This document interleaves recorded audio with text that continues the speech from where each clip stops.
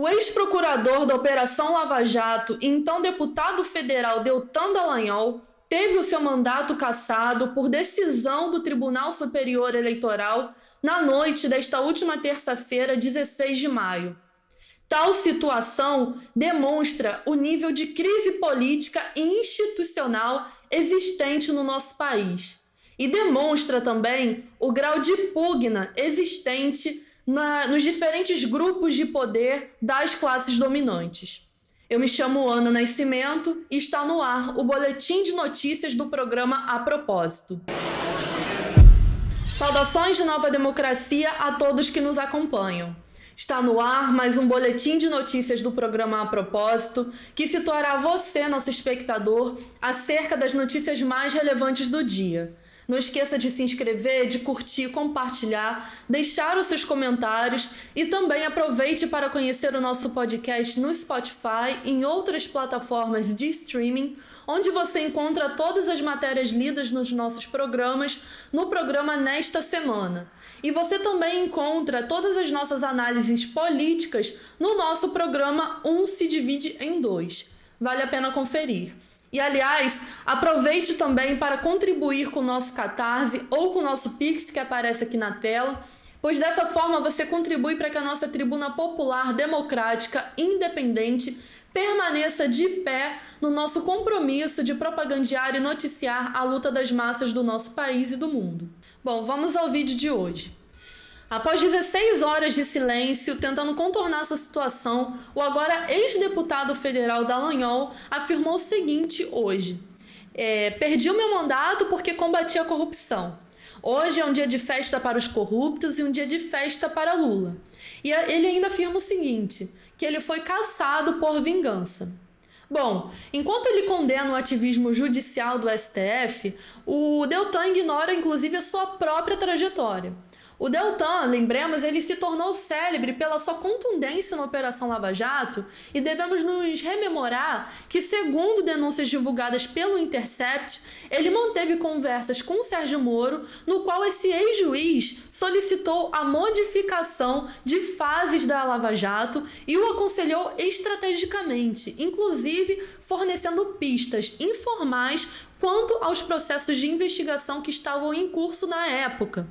E ainda em apuração conjunta entre o Intercept e a agência pública, em mensagens vazadas entre Dallagnol e membros da sua equipe, demonstram que as investigações ocorriam em parceria com o FBI, de forma secreta, violando inclusive os termos da nossa legislação.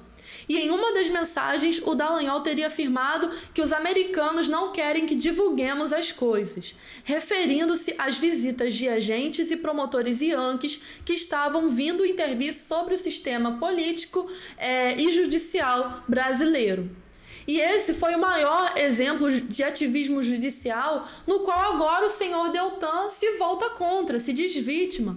E na Lava Jato, vale rememorar que Deltan se arvorou como um dos patronos da moralidade, defensor da moralidade e da democracia, anticorrupção. Mas de acordo com denúncias publicadas em 2019 no portal De Olho nos Ruralistas, ele tinha ao menos 14 parentes ligados ao latifúndio, contra as quais há denúncias gravíssimas de casos de grilagem de terra, desmatamento ilegal, desapropriação, defesa de trabalho escravo, loteamento criminoso, além de inúmeros casos de violência contra camponeses no interior do Mato Grosso.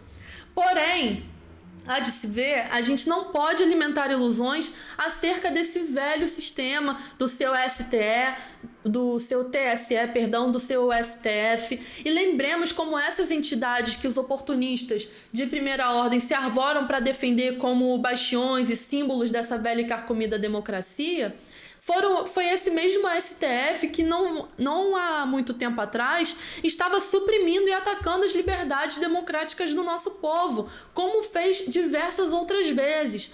Basta a gente se recordar, dias depois da promulgação do Piso Nacional dos Trabalhadores da Saúde, o senhor ministro do STF, Barroso, suspendeu a sua aplicação sob a excusa de que não haveria verba para repassar aos municípios e aos estados, num espaço de tempo, inclusive, muito próximo ao aumento dos seus super salários em 18%. Ou seja, para aumentar o salário dos ministros do Superior Tribunal Federal, tinha dinheiro, mas para repassar as verbas para instalar o piso dos trabalhadores em enfermagem, enfim, da saúde no nosso país, não tinha dinheiro. Lembramos também que, de forma arbitrária, o STF suprimiu os direitos de liberdade de imprensa do PCO e bloqueou as contas virtuais em 22 de junho do ano passado, além de incluir esse movimento no inquérito das fake news. Esses aí são os defensores de um lado ou de outro dessa velha e carcomida democracia, que não tem um pingo de respeito ou de compromisso com o nosso povo ou com as massas populares em luta no nosso país, mas que na verdade está tentando garantir ali de um meio ou de outro a manutenção dessa podre, velha e carcomida ordem do seu sistema de opressão e de exploração do nosso povo.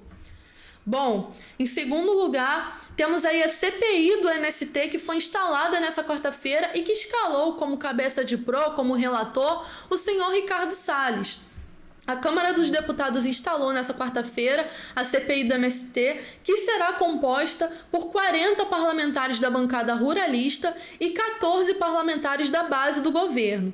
E além disso, que choca zero o número de pessoas, como disse anteriormente, escalou para relator o senhor Ricardo Salles, que disse que o trabalho da CPI será técnico, objetivo e com o máximo de imparcialidade. Pasmem.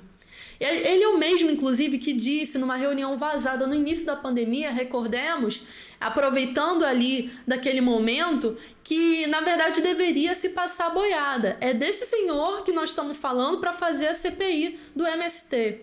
E a presidência da CPI ficará a cargo do deputado Tenente Coronel Zuco, do Republicanos do Rio Grande do Sul, que foi um dos autores do pedido de criação da CPI e que indicou diretamente Salles. E além disso, ele afirmou que a intenção da CPI é restabelecer a paz e a ordem no campo e que eles não são contra a reforma agrária dentro dos termos da lei. Bom, daqui a gente pode estabelecer duas questões. A primeira é acerca do verdadeiro motivo da CPI, que embora carregue o nome de um movimento camponês, essa CPI tem como objetivo principal criminalizar ainda mais a luta agrária, a luta camponesa em vigor, que está continuando, tem marchado passo a passo no nosso país de norte a sul, e dar respaldo às ações criminosas que os latifundiários têm empreendido no nosso país. Aliás, diga-se de passagem, muitos compõem a base aí desse governo, boa parte compõe esse governo e aí estão sendo respaldados por essa CPI. E a segunda coisa é acerca da composição da CPI. Essa cota de parlamentares aliados ao governo mostra, na verdade, a preocupação desse governo de Luiz Inácio de se desvencilhar das lutas camponesas em curso que chacoalharam o nosso país nesse primeiro semestre. Mas ele não pode fazer isso também de maneira escrachada, pois precisa manter uma base do campesinato pobre, principalmente da base do MST, com a esperança de conseguir essa falida reforma agrária que eles tanto prometem há 20 anos e não cumprem um palmo, com uma forma aí de manter a sua base governamental, para manter a sua governabilidade, ou seja, de manter as ilusões, de manter essa massa dentro das suas ilusões. Ou seja, nós não podemos nos iludir com os verdadeiros intuitos dessa CPI e com essa cota vergonhosa do governo dentro dessa CPI que nós estamos falando aqui. E em terceiro lugar, quanto ao que tem acontecido no Equador, o Guilherme Lasso, ele dissolveu o parlamento em tentativa de impedir o seu impeachment. Também nessa quarta-feira, 17 de maio, o presidente do Equador, Guilherme Lasso, dissolveu o parlamento e convocou novas eleições na tentativa de impedir o seu impeachment, cujas motivações se dão por acusações graves de desvio de dinheiro público. O Lasso foi acusado de peculato e desvio de dinheiro público para beneficiar contratos com transportes de petróleo. E além disso, o Lasso ele enfrenta uma grave crise política que chega a ser reprovado por 80% da população e diante da probabilidade de ser impeachmentado, ele utilizou dessa medida chamada morte cruzada, que permite que o presidente governe por decreto até que novas eleições sejam realizadas. Ou seja, uma grave centralização no executivo que tem se instalado no Equador diante da grave crise política interna crescente.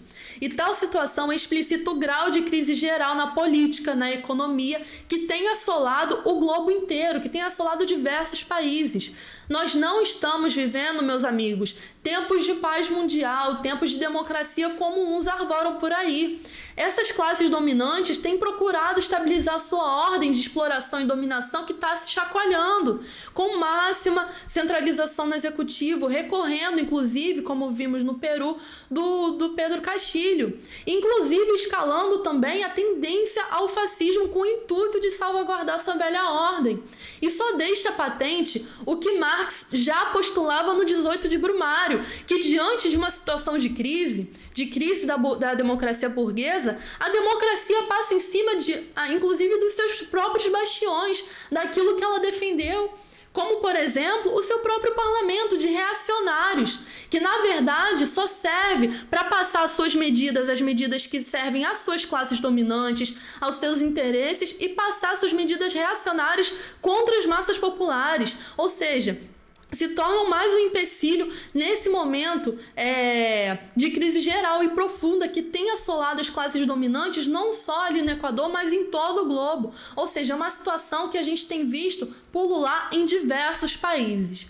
Bom, esse é o nosso programa de hoje. Eu espero que vocês tenham gostado. Eu espero vocês amanhã e me despeço por aqui.